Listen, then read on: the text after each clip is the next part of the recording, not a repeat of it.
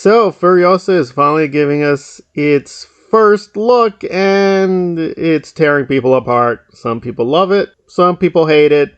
I'm a little bit more positive than negative, but yeah, a few negative things have to be stated. That the CGI look in a few places is fairly dodgy. Now, obviously, in a few places, it's meant to be over the top. I mean, again, this is a fantasy world, so things looking a little weird, exaggerated, outrageous.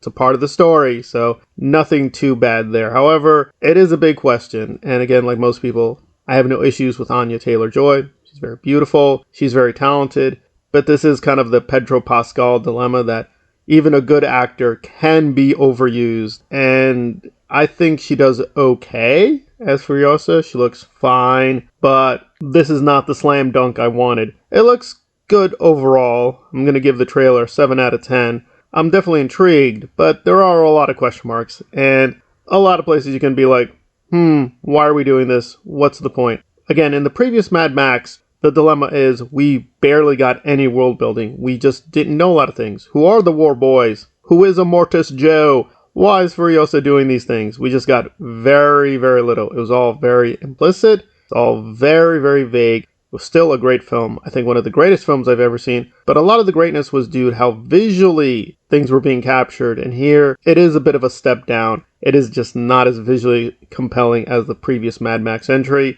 So it feels like, okay, yes, we want a few more details. We want to know a little bit more. But now we're overdosing in the opposite direction. We're getting all these details, but do they matter? Maybe, maybe not. I'm hopeful this will be at least a good film, but it may not be the great classic film that the last one was, which is okay. Not every film can be an incredible, great classic.